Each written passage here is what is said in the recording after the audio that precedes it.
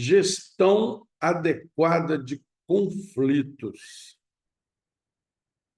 Gerir os nossos conflitos é, por excelência, uma busca de vivermos a plenitude do amor. O amor na sua forma mais sublime. Então, nós nos propomos, nessa observação do amor, quando nos buscam aqui com algum conflito em nossas atividades profissionais, dentro do programa Direito Social Sistêmico, onde a gente busca subsidiar as negociações dos conflitos, as conciliações, mediações, ou mesmo eventual intervenção judicial, se não superada nessas etapas pré-processuais. Então, já compreendemos o conflito como sendo um comportamento perturbador que se apresenta como teste de resistência para o indivíduo humano. E reportando aqui a Joana de Anjos a individualidade, distinguimos a individualidade da personalidade. A individualidade é aquilo que é interno, que é o que busca descobrir a psicologia, a psicanálise, a psiquiatria e a filosofia espiritualista, a ciência espírita. Então, desse ponto de vista, é que vamos analisar, então, a sublimação do amor, o processo de elevação do afeto até chegarmos ao nível do amor sublime. E a Joana de Ângeles, a orientadora desta obra, Conflitos Existenciais, neste capítulo sobre o amor, os conflitos existenciais em torno do amor, nos diz o seguinte: o incomparável psicoterapeuta Jesus bem definiu o sentido do amor, ao explicar ser ele, o amor, o fundamento essencial a uma existência feliz. Conforme a excelente síntese, amar a Deus acima de todas as coisas e ao próximo como a si mesmo. Então, a Joana de Ângeles nos apresenta Jesus aqui como, desculpem a nossa garganta, como um incomparável psicoterapeuta. Vamos dar uma observadinha aqui em Jesus como psicoterapeuta. Em O Livro dos Espíritos, o Allan Kardec questiona, na questão de número 625, tratando do conhecimento da lei natural, questiona o Allan Kardec: qual o tipo mais perfeito que Deus tem oferecido ao homem para lhe servir de guia e modelo? Os venerandos espíritos responsáveis pela codificação responderam, então, Jesus, o nosso guia e modelo referencial. E esclareceram por que Jesus é o nosso modelo. Para o homem, Jesus constitui o tipo da perfeição moral a que a humanidade pode aspirar na Terra. Deus nos oferece como o mais perfeito modelo, e a doutrina que Jesus nos ensinou é a expressão mais pura da lei do Senhor. Porque, sendo ele o mais puro de quantos têm aparecido na Terra, o Espírito Divino o animava. Então, Jesus reflete na integridade o Espírito Divino, dizendo ele também que todos nós somos deuses. Disse Jesus: vós sois deuses, reportando-se ele que o Espírito Divino está em todos nós. Mas ele já percebia e executava as leis de Deus em si. Por que ele é o nosso guia? Quanto aos que, pretendendo instruir o homem na lei de Deus, o tem transviado, ensinando aos homens falsos princípios. Então, muitos se arvoram como representantes de Deus, não refletem Deus, refletem a si. E aí, então, falseando os princípios divinos. Isso acontece por esses homens, esses representantes, haverem deixado que os dominassem sentimentos demasiado terrenos e por terem confundido as leis que regulam as condições da vida da alma com as leis que regulam a vida do corpo. Muitos são apresentados como leis divinas, simples leis humanas estatuídas para servir às paixões e dominar os homens. Os concílios ecumênicos promovidos pelos bispos em todas as eras, desde o ano 325, com o primeiro concílio, os bispos, em torno da exegese dos ensinamentos de Jesus, da teologia, vêm buscando compreender as leis de Deus que regem as nossas vidas. E aqui, as ciências foram chamadas para explicar as leis que regem a vida do corpo.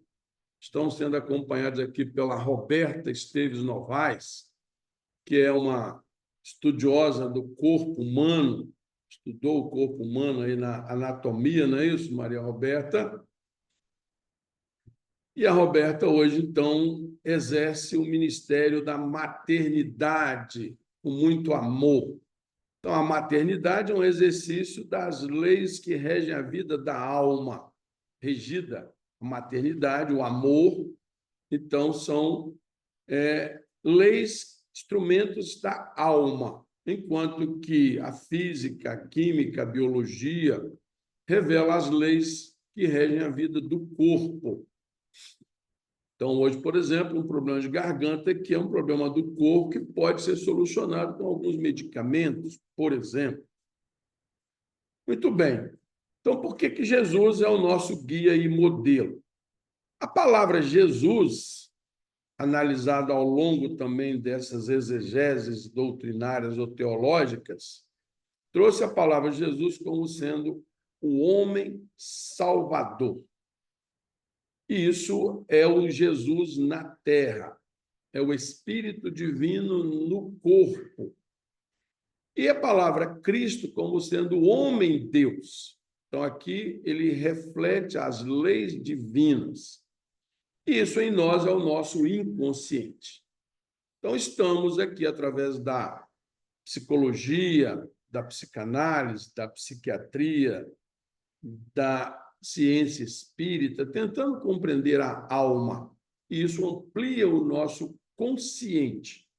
Com essa ampliação, nós nos aproximamos do divino. Então, veja só, o que diz a Joana de Ângeles, então, sobre essa conquista, essa sublimação do amor. Nessa admirável proposição de Jesus de terapia libertadora, estão os postulados essenciais do amor, que, para fins metodológicos, inverte a Joana de Ângeles a ordem apresentada para uma nova análise. Vai dizer a Joana: amar a si mesmo, a fim de amar ao próximo e, por consequência, amar-se a Deus. Então, olha só, primeiro eu preciso estar em harmonia comigo mesmo, e isso é o amor a mim.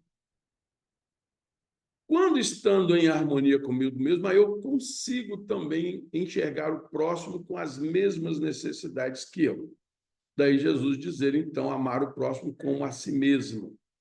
Então, para isso, eu preciso antes ter segurança de que eu estou em harmonia comigo. Aí eu consigo enxergar o outro como ele é. Enxergando bem a mim mesmo, eu consigo diferenciar a mim dos outros e enxergar o outro como ele é. E aí sim, eu posso me aproximar dele conhecendo os meus limites. E ao me aproximar do outro, aí eu estou amando a Deus, porque Deus está também no outro. Então, é uma equação proposta pela Joana de Anjos aqui para compreendermos esse processo de sublimação do amor que começa amando a mim mesmo. Então, eu preciso dizer não quando eu quero dizer não. Isso é ter segurança do que eu quero para mim. Preciso dizer sim quando eu quero dizer sim. Preciso fazer ou deixar de fazer em razão da minha real necessidade e capacidade e habilidade de perceber. Muito bem. Então, a Joana vai dizer o seguinte: o homem e a mulher ocidentais contemporâneos herdaram quase 400 anos de individualismo e de competitivismo, cuja conduta se caracteriza pela dominação do outro, do poder acima de qualquer outra condição, gerando incomum ansiedade, desmotivação para os ideais superiores, gerando um vazio existencial, uma insatisfação. Então, quando a Joana fala aqui de quase 400 anos, nós estamos falando mais ou menos do período mais, vamos dizer assim, mais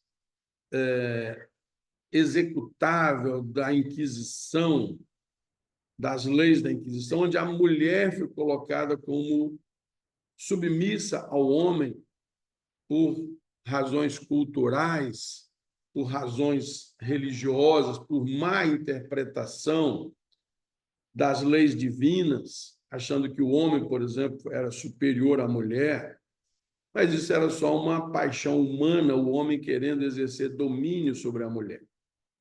Hoje, nós começamos a compreender isso. Então, esse 400 anos de individualismo e de competitividade. Hoje, nós temos uma competitividade entre feminismo e machismo, por exemplo. Então, é ainda essa competitividade que continua a existir em nossa cultura, mas quer sempre o exercício do domínio de um pelo outro, acima de qualquer condição. Isso gera, então, uma série de transtornos comportamentais. Então, o amor é o oposto desse comportamento. Por exigir uma transformação de conceitos existenciais, uma transformação de condutas emocionais, iniciando-se na reflexão e vivência do auto-amor. E aí, se a gente transporta isso para a relação conjugal, nós vamos entender que a relação conjugal ainda não é muito igual, ainda não é muito orientada pela liberdade. Por exemplo, vamos transportando isso para o leito conjugal, as mulheres ainda enfrentam muito maiores dificuldades na satisfação, na busca do prazer do que o homem, e muitas ainda compreendem que estão a serviço do homem e não a serviço da satisfação de si, primeiro lugar, né? É um comportamento ainda hoje bastante discutido na sexologia.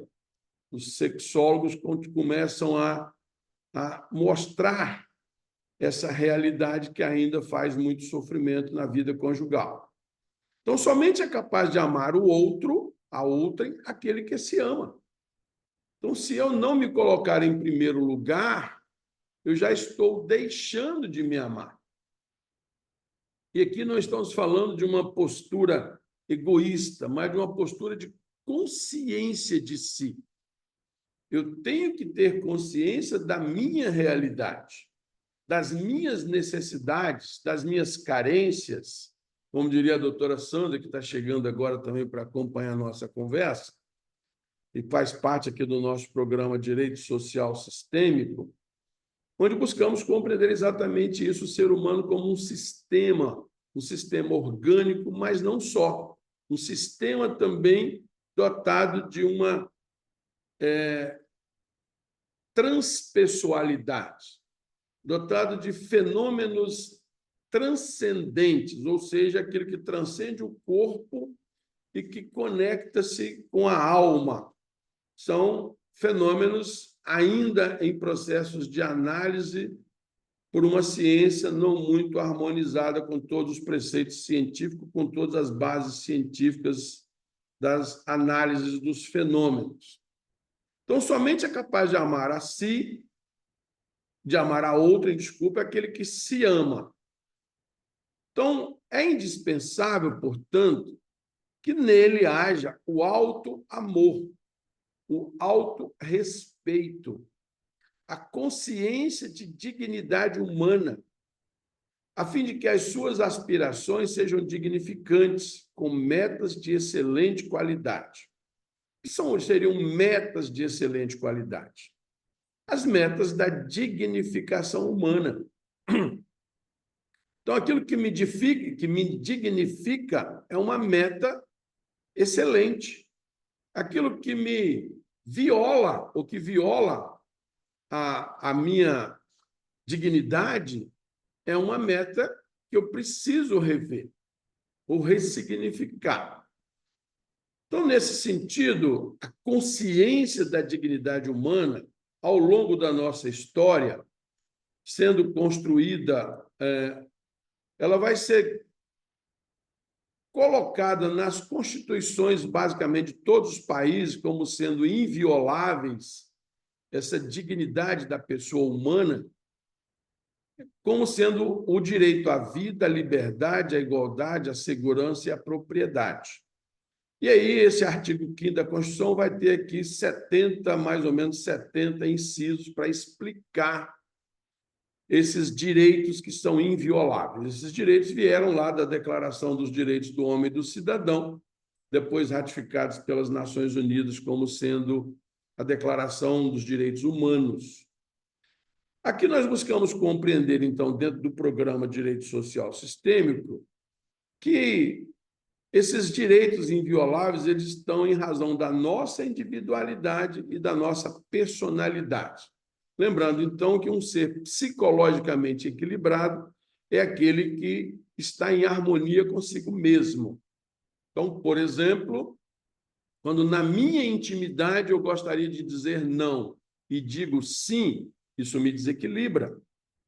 Quando na minha intimidade eu poderia dizer sim e digo não, isso me desequilibra. Eu preciso conhecer quais são essas motivações que me levam a fugir de mim mesmo.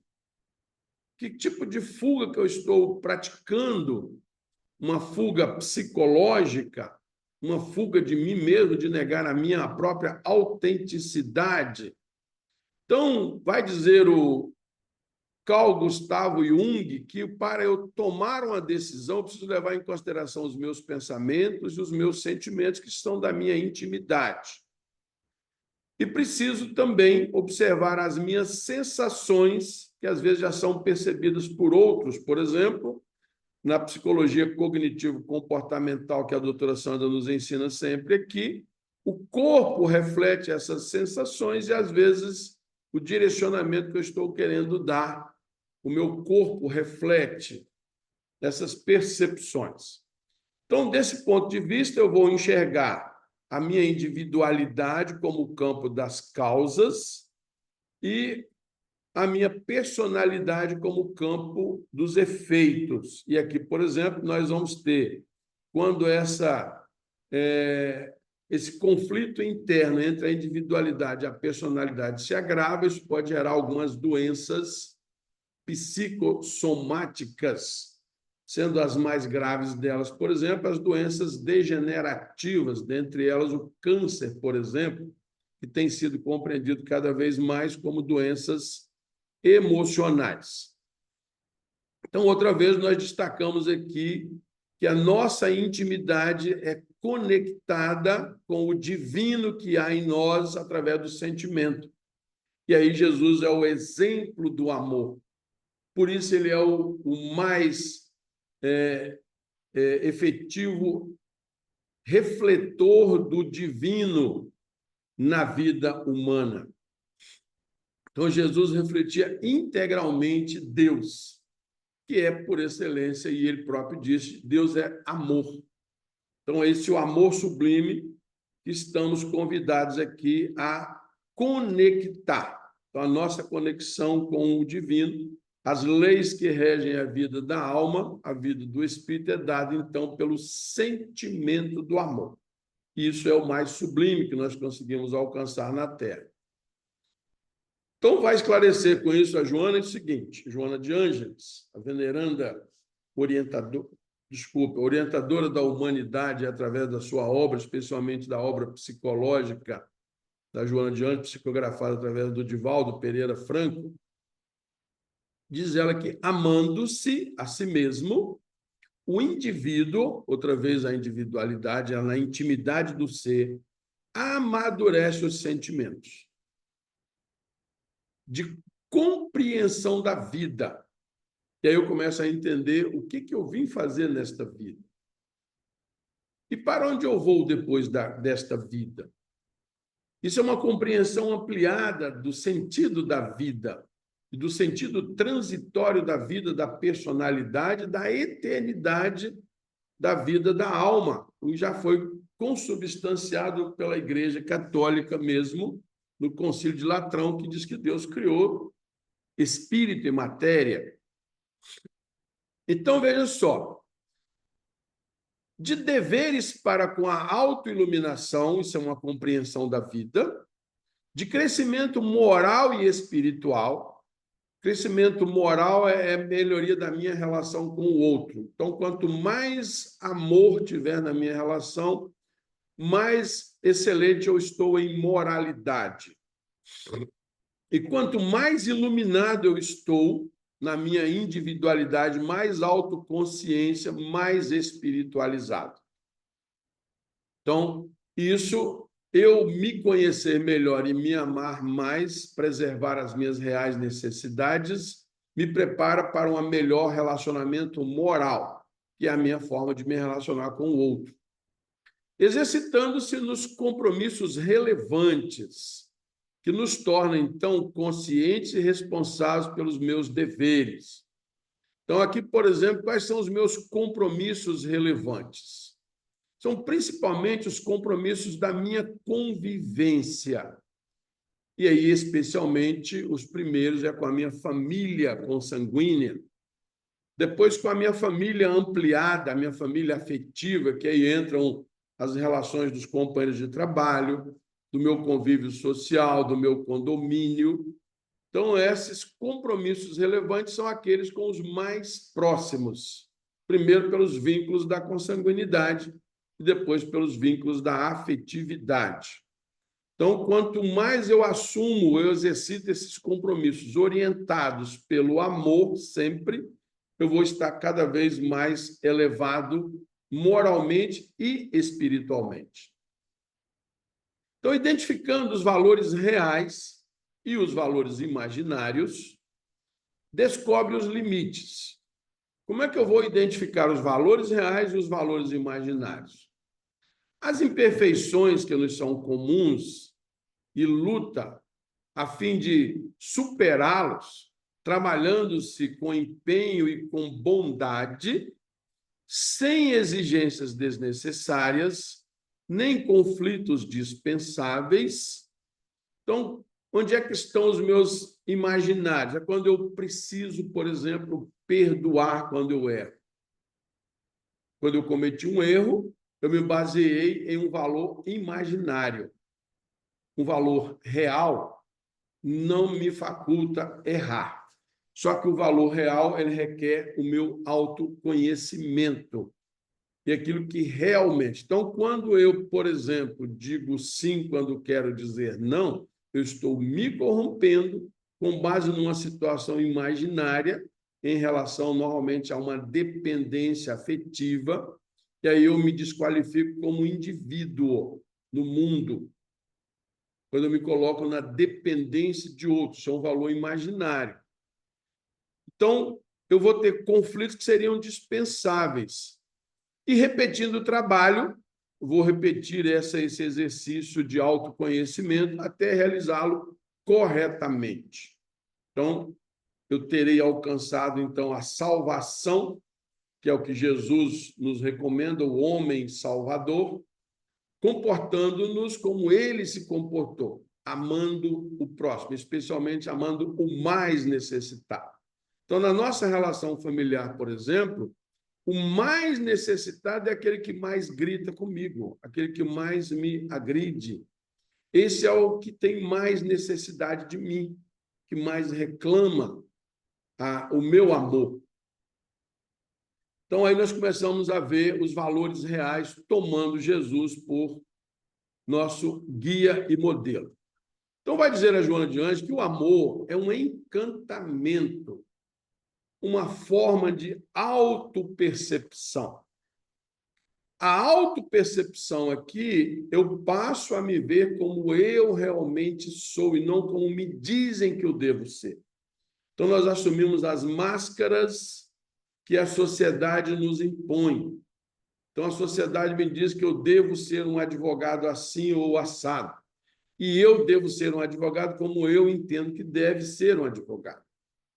Eu devo ser um pai como eu entendo que é o meu papel de pai, e não como a sociedade espera que eu seja.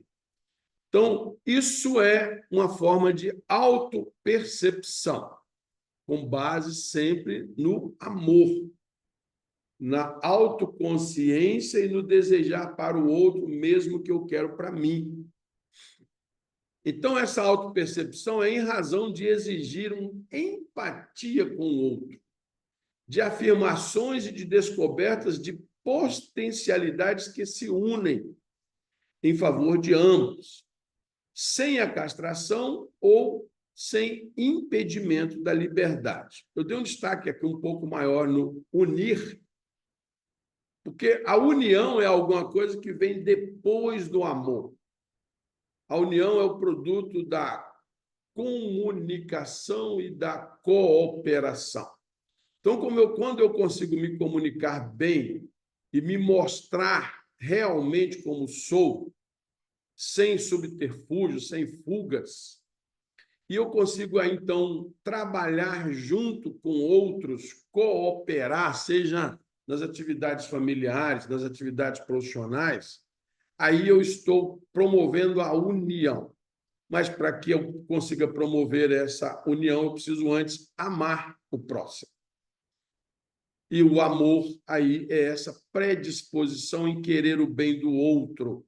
Isso nos une. O amor, então, não pode ser acidental, vai destacar a Joana de Ângeles. Isto é, o amor não é biológico ou ocasional. E aí a gente vê muitas pessoas que querem demonstração do amor através de atividades, por exemplo, sexuais. Isso não é amor.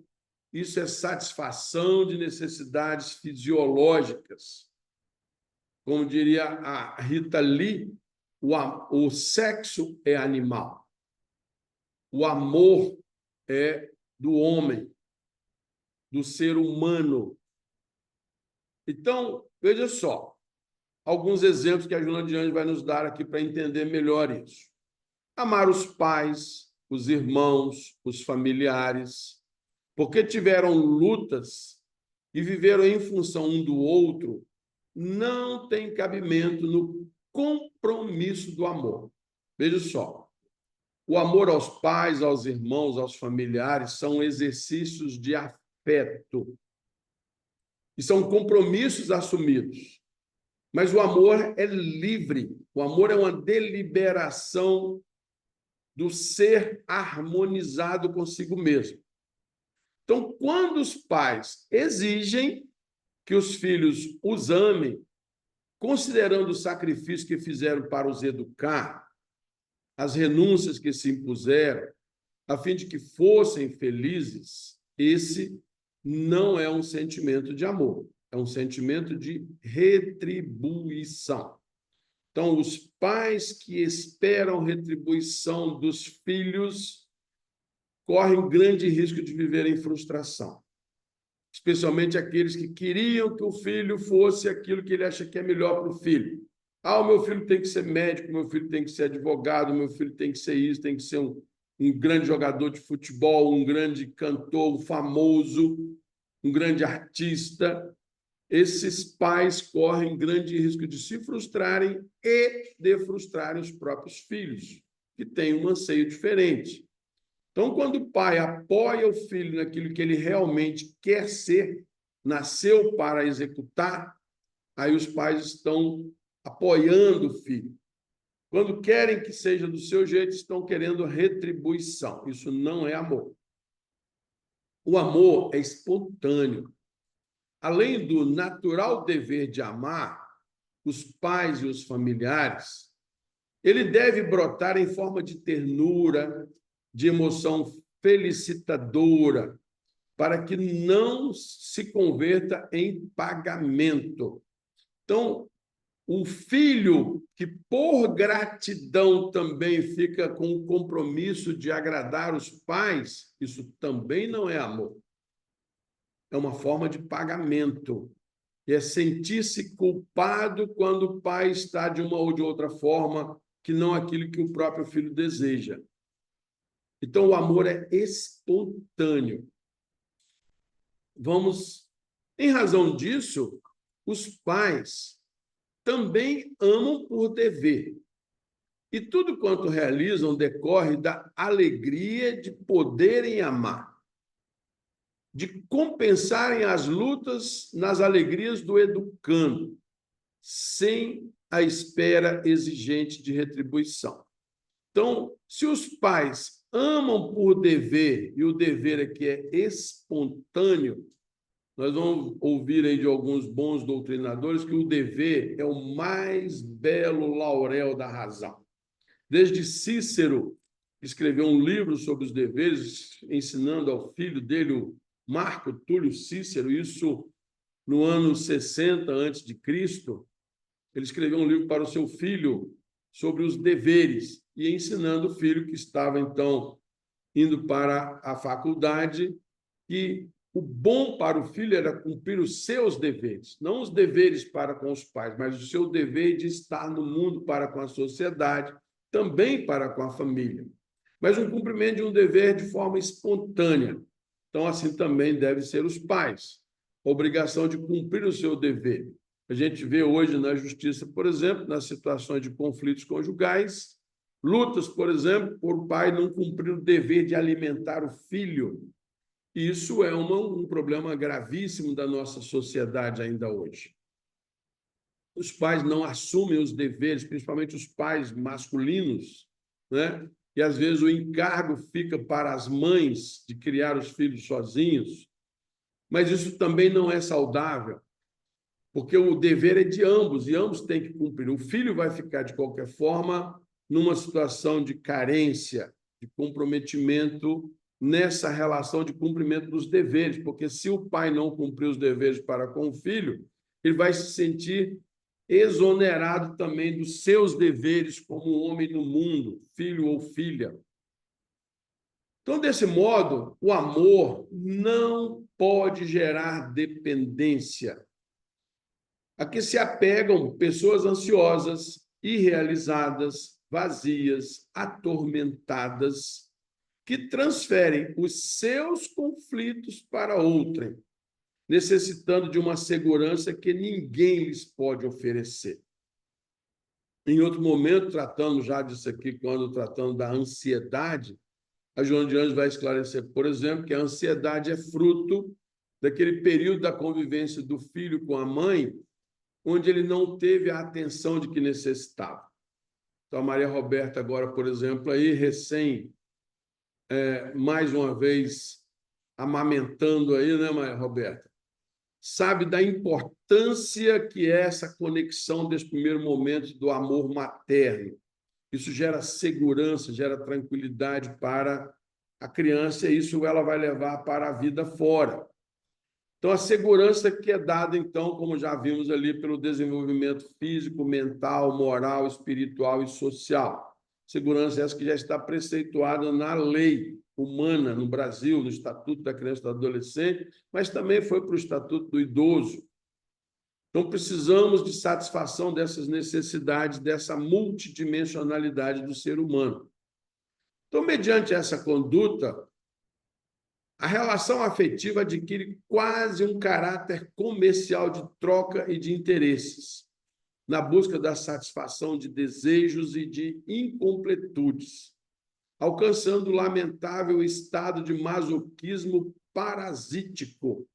Então, as pessoas ansiosas, irrealizadas, vazias, atormentadas, em razão dos seus permanentes conflitos entre a personalidade e a individualidade, primeiro porque não ama a si mesma, essa pessoa, ela vai viver sempre na dependência do afeto de outrem. E isso gera, então, essas características comportamentais aí de masoquismo e de parasitismo. Nesse jogo de interesses, diz a Joana de Ângeles, dois indivíduos solitários encontram-se. E porque desejam um relacionamento de compensação, supõem que se amam, quando, em realidade, estão protegendo-se da solidão, dando lugar a um vazio interior muito maior do que o vivenciado antes. Aquele vazio interior vivenciado lá desde a primeira infância, por não ter recebido toda a proteção necessária, ele vai vida fora em busca dessa proteção. Então, ele vai buscar proteger-se dessa solidão. Diria a doutora Sandra, na fase do apego, que não houve ali a devida proteção, ele vai ficar em busca desse apego vida afora. Quando isso acontece, o relacionamento torna-se gerador de neuroses mais perturbadoras. Indispensável gerar-se o hábito de amar sem negociar, sob qualquer aspecto que se deseje, particularmente quando se foge para o impositivo evangélico de ganhar o reino dos céus. E aí eu começo a fazer barganhas com Deus. Imagine, as religiões que, inclusive, prometeram vaga no céu por algum tipo de barganha. Então, nós já tivemos a oportunidade de observar que as pessoas, às vezes, se revoltam com Deus porque Deus não satisfez as suas próprias vontades. Então, o amar a Deus sobre todas as coisas torna-se em que Deus faça a minha vontade. E aí, então, eu farei a vontade dele. Mas estamos falando com um Deus antropomórfico, o Deus criado pelo homem. O Deus que Jesus veio representar, aí outros grandes espíritos que vieram, como Buda, como Krishna e como tantos outros que refletiram mais próximo do amor divino, o amor divino, esses nos ensinam sempre que devemos cumprir em nós a vontade de Deus, a lei de Deus, e a lei que rege a vida do corpo. Por exemplo, quando eu lido com excessos com o meu corpo, o próprio corpo já padece, isso é imediato. Então, eu descumprir uma lei de Deus. Desculpem mais uma vez a nossa falha de garganta aí. Falta de cuidados com o corpo. Então, com esse exercício, passa-se a compreender o seu próximo, a entender-lhe as dificuldades e as lutas, o esforço nem sempre exitoso e os sacrifícios. Com essa brincadeira, por exemplo, com a garganta que não está cuidando do meu corpo, como a gente trabalha muito com a fala também, eu vejo que os artistas, de um modo geral, quem usa muito mais a voz, faz exercícios constantes com as cordas vocais, com a própria vocalização, e tem cuidados muito rigorosos com a voz, que não é o meu caso. Então, daí, o uso inadequado da voz causando transtornos. Então, da compreensão fraternal vem o sentimento solidário, a amizade, a não exigência de torná-lo o que ele ainda não consegue ser, terminando por amá-lo como ele é. Então, numa relação, quando eu passo a compreender fraternalmente, aí começa a existir o respeito à individualidade e a personalidade do outro como ele é. Eu posso não querer conviver por conta de alguns vícios ou defeitos que eu não sou capaz de conviver com eles, e está tudo bem. Mas eu querer modificar o outro, aí eu já estou querendo barganhar, querendo negociar que o outro faça a minha vontade. Então, pode ser inversa a forma. Sentir o amor sem conhecer o outro, porém, à medida que eu vai identificando, tem facilidade para aceitá-lo como é. Sem as fantasias infantis e mitológicas dos períodos já ultrapassados. Aquilo que nós vivemos, por exemplo, na Idade Antiga, na Idade Média, na Idade Mitológica, e também no período aí, vamos dizer, da Inquisição, períodos já ultrapassados, agora com capacidade emocional para perdoar, para perseverar nos elevados propósitos do amor. Então, elevados propósitos do amor é fundamentalmente compreender o outro como ele é e amá-lo como ele é. Quando eu passo a querer que seja do meu jeito, aí eu já não é amor. É uma exigência egoísta por entender que o meu jeito é melhor do que o outro. Isso por si só já me coloca como um ser superior. E aí a igualdade deixa de existir. Então, na polimorfia, ou seja, nas várias formas, né, das apresentações do amor, ainda predominam os sentimentos apaixonados, resultado de precipitação, predominam as necessidades fisiológicas ou emocionais de acompanhamento, sem o sentido profundo da afeição, com toda a carga de responsabilidade que lhe é peculiar. Então, veja só, as várias formas de amor. O amor sublime é a mais pura forma de amor. Os gregos diziam lá do amor eros, do amor filia e do amor ágape. Sendo o amor ágape essa forma mais fraternal. O amor eros, o mais egoísta, satisfação das próprias necessidades. O amor filia centrado ainda nas minhas vontades. Então, era uma forma diferente de dizer a mesma coisa que hoje, que é amar o próximo como ele é. Sabendo, conforme a destinação divina, que todos nós fomos criados para a felicidade, para sermos felizes. Então, o amor é característica definidora de condutas fortes, de indivíduos saudáveis, e não daqueles que se dizem fracos, necessitados, porque nada possuindo, infelizmente, não tem o que dar, esperando sempre receber. E eu destaquei que o dar e receber, porque é uma lei que trata nas constelações familiares identificadas por Bert Hellinger como sendo a lei do equilíbrio. Então, quando eu dou mais do que o outro merece ou espera receber, ou quando eu recebo mais daquilo que eu acho que é o justo, isso também me desequilibra. É comum dizer-se na cultura moderna, na cultura odierna, que as pessoas fracas muito amam, esquecendo-se, olvidando-se, que essa conduta é interesseira. Conduta ansiosa por proteção, pela cobertura emocional e física de outrem. Então, as pessoas fracas são as pessoas que estão com algum desequilíbrio. Quando a pessoa está harmonizada consigo mesma, quando ela ama a si mesma, em primeiro lugar, é uma pessoa situada no mundo e forte, sabe o seu lugar e ocupa o seu lugar.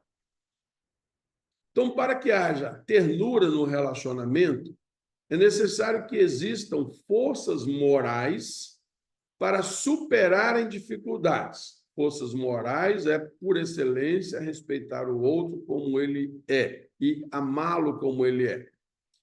E quanto mais se entrega, mais alto nível de doação alcança, sem que perca a individualidade, sem que perca suas metas, sem que perca seus sonhos. Então, perder-se na sua individualidade é viver no inconsciente. Então, a luta que as ciências desenvolvem hoje, juntamente com as religiões, com as filosofias, em busca do autoconhecimento, do autodescobrimento, é dar poder ao indivíduo, poder de viver bem, de ser feliz. Quando alguém se convence de que é fácil amar num comportamento realista, faculta-se a disposição de abandonar as máscaras ilusórias e fantasistas com que muitos vestem o amor, permitindo-se a realização pessoal, psicológica, no ato da afeição. Então, se eu boto máscaras fantasistas dizendo que é fácil amar, na verdade, eu estou, mais uma vez, fugindo da minha própria realidade. Porque o amor é uma construção permanente e difícil. Logo, assim conduzindo-se, o ser humano passa a amar a Deus na plenitude da vida que descobre rica de bênçãos em toda parte. Encontra a Deus em toda parte e, em princípio, no outro. Sente-o em tudo e em todos, inclusive nos meus inimigos, como nos recomendou Jesus, sendo o exercício do mais sublime amor, o amar ao inimigo. Viver a Deus emocionalmente onde se encontra, conforme se comporta, aspirando-lhe o alento vivificador. Isso seria, por excelência, tomar Jesus como nosso guia e modelo e agir como ele nos recomenda em seus evangelhos. Amar a Deus sobre todas as coisas e ao próximo como a si mesmo, resumindo toda a lei, todos os profetas, como nos disse Jesus. Desse modo, o amor é influxo divino que alcança o ser nos primórdios do seu processo de evolução e que se desenvolve, crescendo, até poder retornar à fonte criadora, retornar ao seio divino, que é, por excelência, a plenitude da consciência de si. Sublime em qualquer expressão em que se apresente, é a presença da harmonia que deve vibrar no sentimento humano, a harmonia da personalidade com a individualidade, da autenticidade de expressar aquilo que eu realmente quero e entendo como sendo melhor para mim e, por consequência, bom para o outro também. Partindo, então, das manifestações dos desejos sexuais que aproximam os seres, até as expressões de renúncia e santificação, o amor é o mais eficaz processo psicoterapêutico que existe, ao alcance de todos. Então, através da aproximação pelo gênero, pelo sexo, pelo desejo de constituição de uma família, aí eu vou experienciar na vivência familiar renúncia e santificação. Essa é a fórmula do amor, através da convivência familiar e social, através das relações e da elevação moral, o que nos faculta a convivência familiar, a convivência social. Então, a sublimação do amor é construção da harmonia em mim, e aí eu construirei uma sociedade harmônica, uma sociedade pacificada, uma sociedade feliz. Esse é o nosso programa Direito Social Sistêmico também, onde nós buscamos dar suporte jurídico, psicológico, familiar, através das terapias familiares, como as constelações familiares.